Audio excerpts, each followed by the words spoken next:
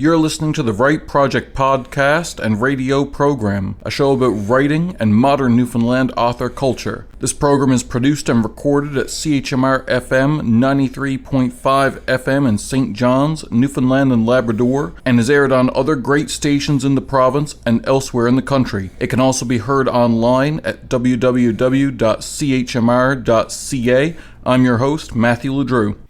Welcome to a very special episode of the Write Project podcast. Today, we've got a host of authors on to answer one of the most frequent questions that's asked of any author. We're asking them, have you ever read anything that makes you think differently about fiction? And today to answer, we have on Sarah Thompson, author of The Love of Summer, The Love of Julia, and one of the editors behind the charity anthology Acceptance, the profits of which help Quadrangle. Oh, God, lots of stuff. 1984? No, I said fiction. Yeah, I know. Okay, yeah. Yeah, 1984, The Handmaid's Tale. Yeah. I'm starting to wonder if any of it's really fiction at all. Right? Yeah. No, in reality, like, I read a lot of books by Sarah Waters, which isn't going to mean a row of beans to almost anybody that listens, but she's won the Orange Prize a couple of times. She's a British author who writes historical lesbian fiction. Oh, I see, okay. But so it made me think about the fact that almost all romance, almost all, like, those kinds of things, they're all set in the past. And it just makes me wonder why we don't see more fictional novels set in our current day or thereabouts. And after Googling that, it turns out it's because people find it real hard to add emails and social media and all that stuff into their text. And not only that, it's hard to have a good gauge on the present. Like, you can only write about an era after it's complete without sounding like a complete fool. Yeah, in some ways, like, I guess it depends, because within the size of your world, we'll say. So, like, if your whole world in your fiction is only this one small community, and what they have is what they have, and nothing's really going to change about that in 20 years. People will, if you went to that community, would say, yep, we only had, like, dial-up internet, even though it was 2020. Yeah. And, you know, it might seem far-fetched to people from the outside, but there are places here that have that. So it's you have to be cautious. Yes. Yes, absolutely. Thank you very much. Next we have Lily McCarthy, the amazing author of Quick Bright Things, the newest lesbian romance novel from Engen Books. This is a heavy one. Lily McCarthy, have you ever read anything that made you think differently about fiction? Have you ever read something that just affected you so much it's like, oh my God, fiction can do this? And it just like, boom. Probably Lord of the Flies. Okay, I love Lord of the Flies. Yeah, that's awesome. Why that? Yeah, I had to read it for an 11th grade project or something. We all had to read it and write a paper on it. Mm-hmm. And in the beginning, I was like, I hate this writing style. I thought all the characters were unlikable. They are. They are incredibly unlikable people. And yet, every time something happened in the book, it felt like the world was ending. Because their world was ending. They had created a new tiny society. And every time something bad happened, it was the world ending. And creating those kinds of stakes when there aren't actually, like, the stakes aren't actually that big, was incredible, especially the scene with Simon finding the head of the pig. Yeah, that was so good. And I still to this day, whenever I think of like the most, I don't know how to describe it, eerie moment I have ever read about is when his body washes ashore, and instead of them helping him, they beat him to death. Or he was already dead. Yeah. That was because they never reveal if he was dead. They never explicitly say it was him. Yeah. But so, when I read that, we're meant to write an essay analyzing what he did, or like we could pick the topic ourselves. So it could be theme, or it could be how the title plays in. But I begged my English teacher to rewrite the final chapter. I hated that it ended with a character that we'd just been introduced to, like having a moment in himself. I thought that was unfair to the boys. And I also thought that it was, it wrapped up too clean. The return of innocence was too quick. So I wrote like 2,000 words, a new chapter ending for Lord of the Flies. Okay. It was brutal and disgusting. Okay. All right. That's very interesting. Fun. Okay. Thank you very much. Next on the line, we have Amanda Labonte, author of the Call of the Sea and Supernatural Causes series. Amanda, have you ever read anything that made you think differently about fiction, about what fiction is? Like a fiction book? Or read anything? Or do you just mean? Yeah. Or anything? Yeah. Pack of cereal box, whatever. I mean, from a writer perspective, Stephen King's on writing really made me appreciate what I was doing, because if he could look at his writing from an artistic perspective, then we all can. Yeah. And he does. He really sees a value in what he's doing, and it's like, okay, well, but he doesn't convince himself it's more than it's not. Like, he writes B-movie entertainment, but in a good way, and he sees value in that. He does. He sees it because, and what I got, because so I've never read a Stephen King book aside from on writing, because I don't like being scared, and you'd be fine with The Dark Tower. Yeah, stop trying to push The Dark Tower, man. Hearts in Atlantis? Hearts in Atlantis is a romance. You'd love it. Okay. Is it, though? Ish, yeah. Like, does it have a happy ever after?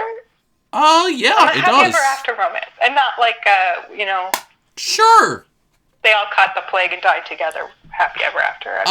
It takes place during Vietnam, and, sure, yeah, happily ever after. Yeah. Sure, yeah. So, but because this kind of entertainment was really important to him during his upbringing, and he really saw value in having that escape, he really sees a value in what he's doing, and basically, tells other writers to knock it off and not devalue their own work. Yeah. So I never, so I think that kind of, because I'll stand up for any kind of like non-hate, non-gross kind of writing as being like as valid as any other kind of writing. I think every genre is valid, but there are elements of every genre that can be tweaked going forward. Yeah, like, I mean, if someone's just writing a manifesto as a piece of fiction, then I'm not super into that. Oh, see, I've been working on one of those. No, you didn't. No, I'm read an agenda. No, I'm serious, and it doesn't have an agenda or anything like that. It's literally like there was a cult character, like a character who ran a cult in a previous book, and there was a survivor of it, and I really want to write a book that's her coming to terms with what she went through while reading his manifesto, and like trying to get inside his head now that he's dead, but it will go back and forth. A fictionalized version of Matthew Ledru's personal manifesto. No, it is a conduit for weird thoughts different. That I would never say. So different, right? Yeah. Oh yeah, it's not an actual manifesto. Yeah. Dear God. Yeah. Thank you very much. Next we have one of Newfoundland's most storied authors. We're on the line with Kevin Major, author of 1 for the Rock, 2 for the Tablelands, 3 for Trinity most recently.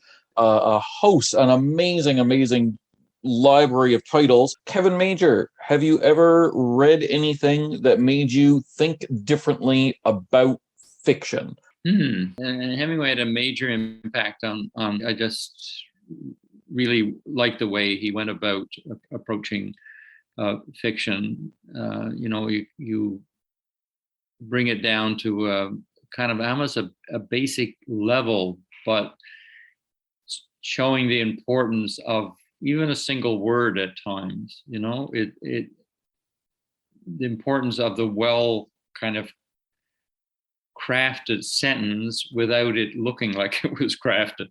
So that I learned, and I guess, as I said, kept going back to.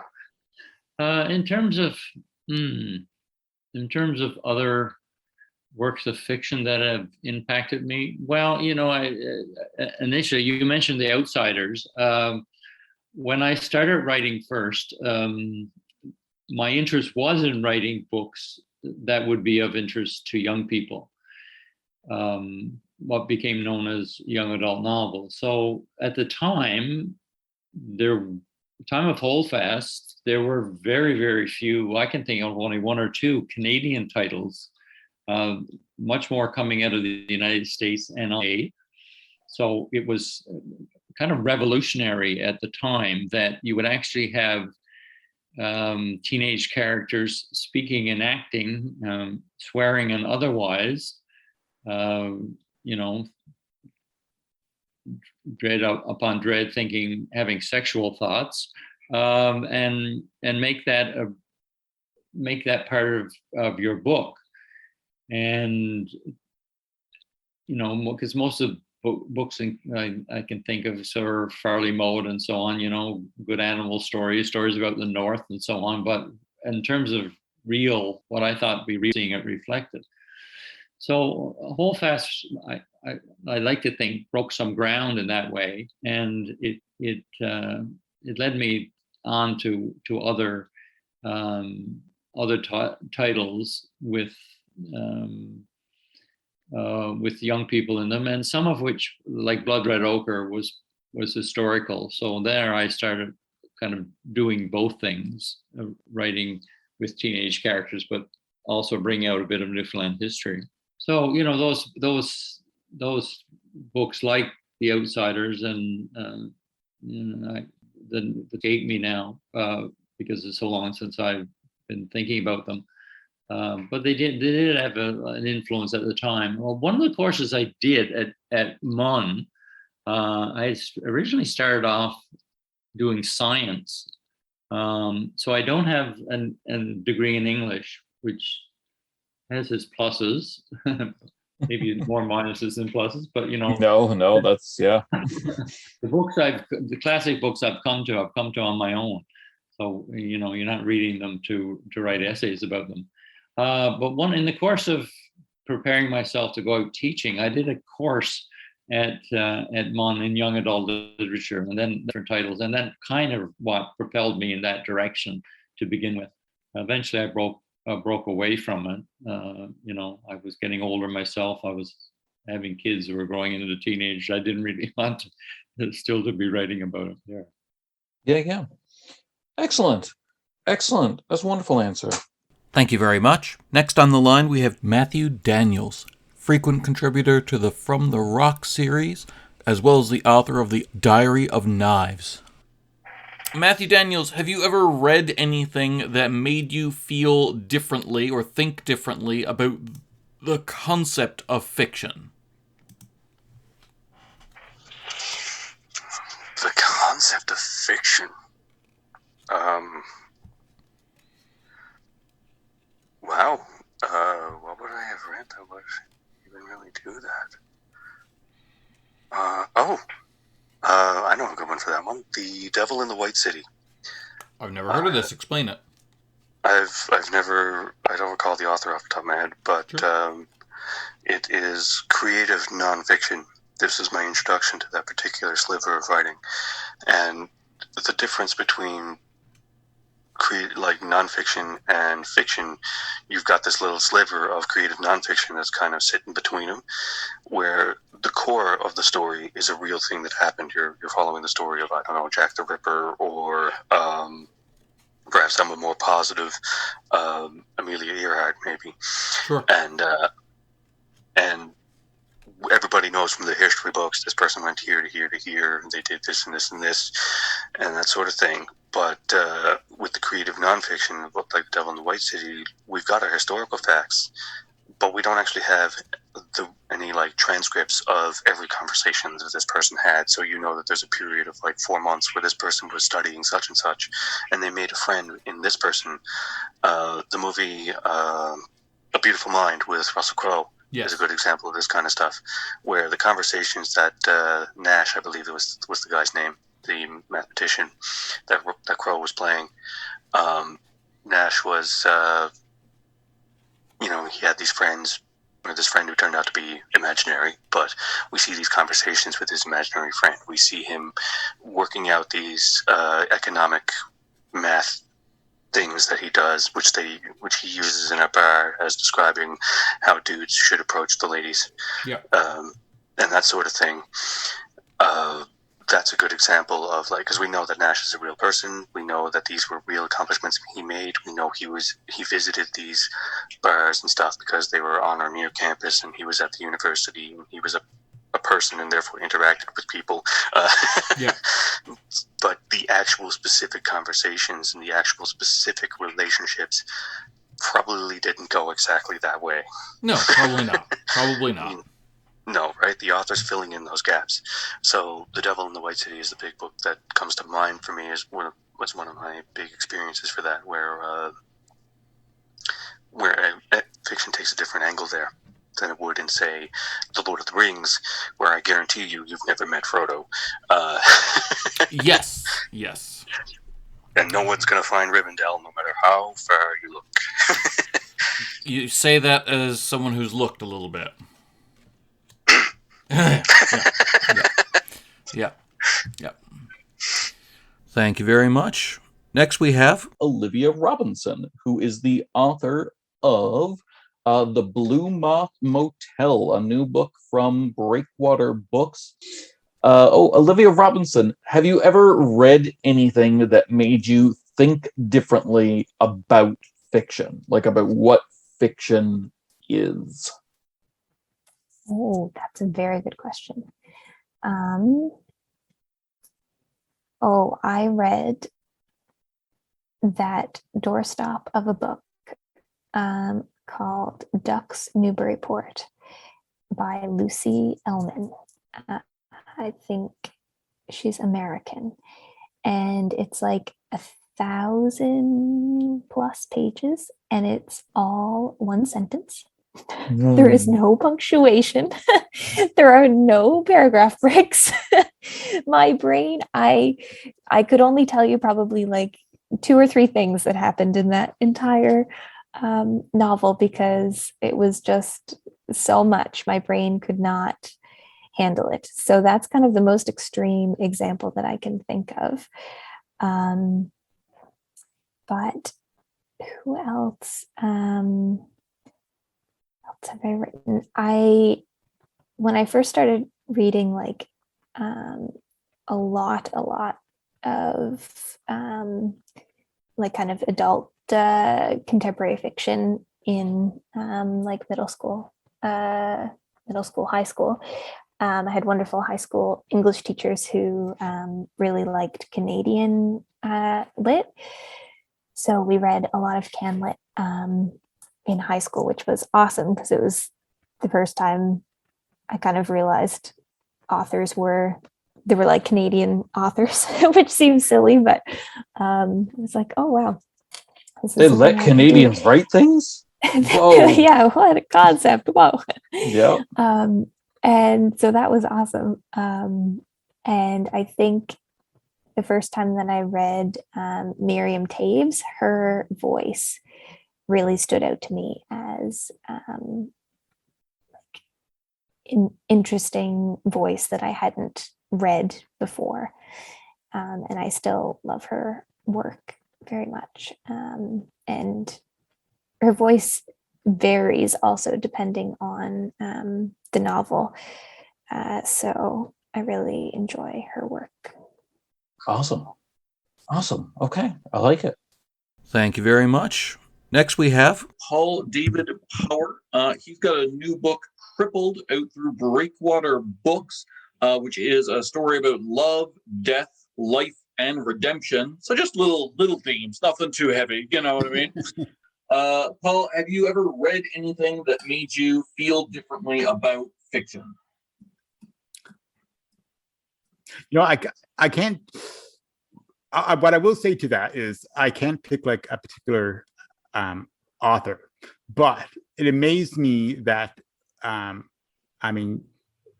as yourself, like a lot of people, it amazed me that you could make a living out of this, out of creating and writing what comes out of your head, as you know, and actually, make some kind of living out of it, and more so than as a kid growing up and writing for as a hobby sort of thing. So it always amazes me. It's like, oh, I can do this, and I can invite other people to read it or watch it and actually make a living at it. That's the thing that amazes me, like with pieces I've seen that have been successful, especially local authors, right?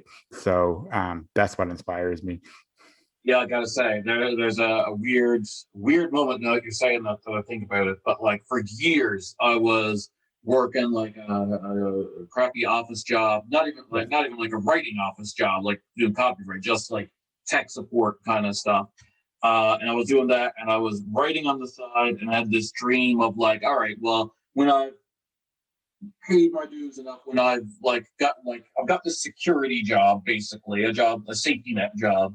When Right. I've made enough from that I can like buy a house and settle down and like have a bit of security, then I'll think about writing full time. And it really just never happened. Like things just kept coming up. And finally I got to this point where I was like, F it, and quit the job and went full-time writing. And within a year we're like of dedicating to it. Like we were doing well enough that we could finally get the house. We could never get it when I had steady work, but now with the arts we can. And that's cool.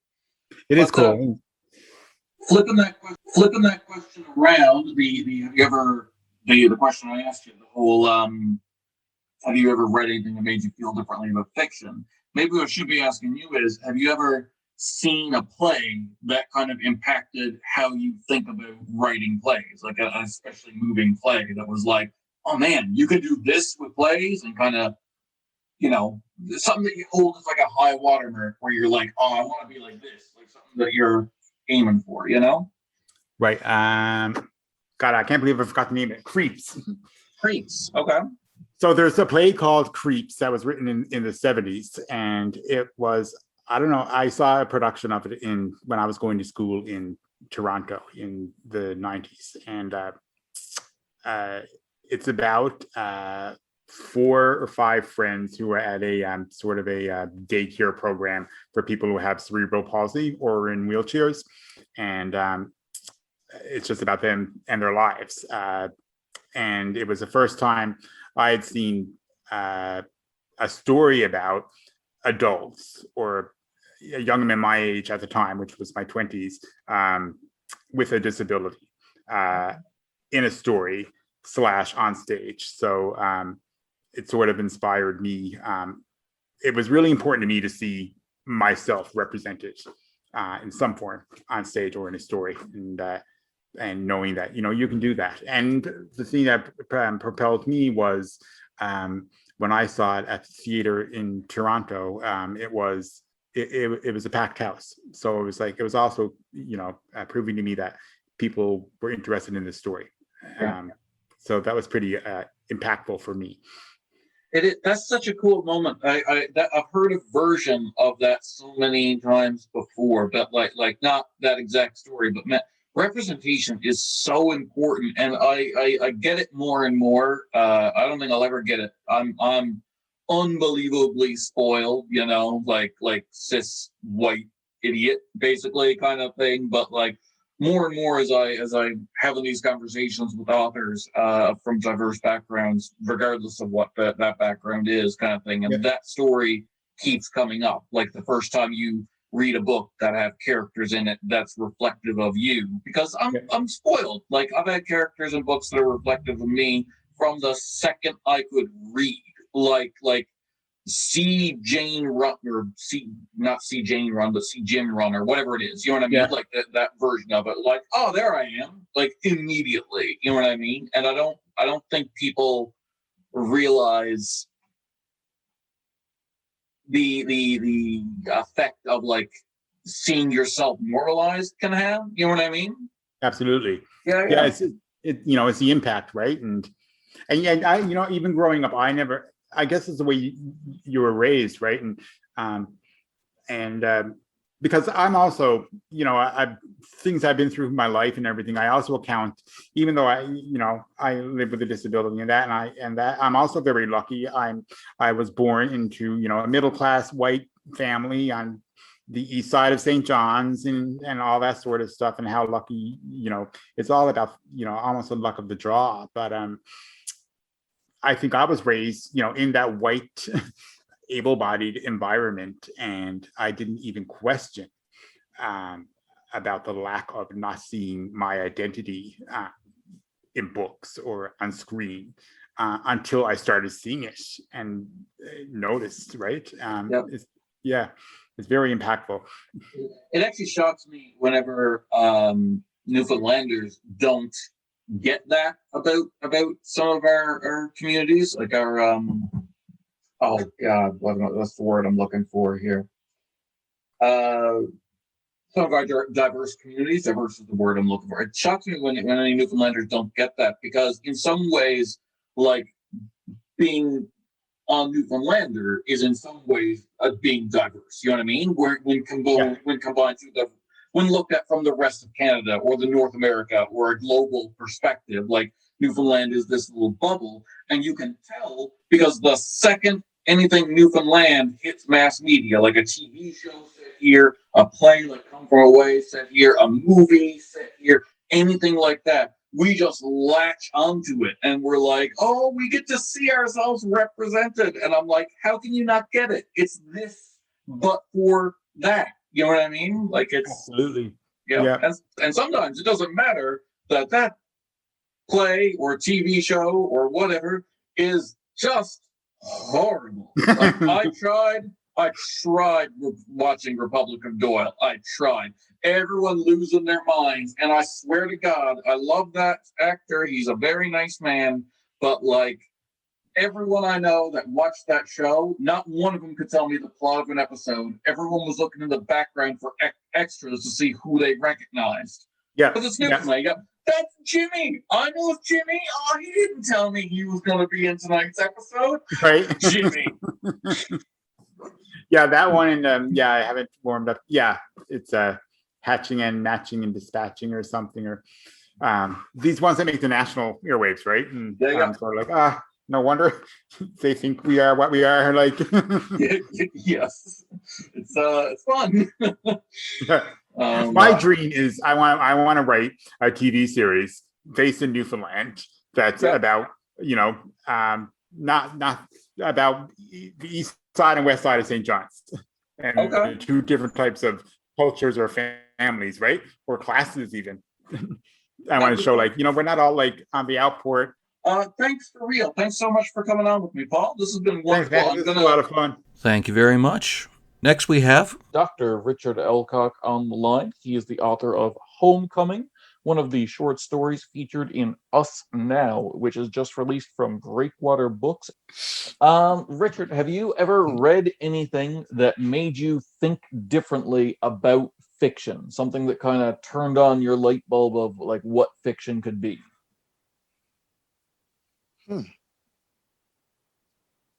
I would say, as you're saying that, I'm thinking about Haroon and the Sea of Stories. And I believe that we had read that back in grade 9, if I'm not mistaken. And I think that in particular was it was so wildly creative and so extremely different than anything I had read up until that point, and just kind of unlocked my imagination entirely. So I would say definitely I would credit that book with that particular experience for me. Mm-hmm. Awesome. Absolutely. Mm-hmm. Love that. Okay. I'm going to check that one out. Absolutely. All right, well, thanks for coming on again. For all of you, we'll be here again next week at 4:30 Newfoundland time or online at chmr.ca. Please tune in and we'll talk more about writing culture in Newfoundland.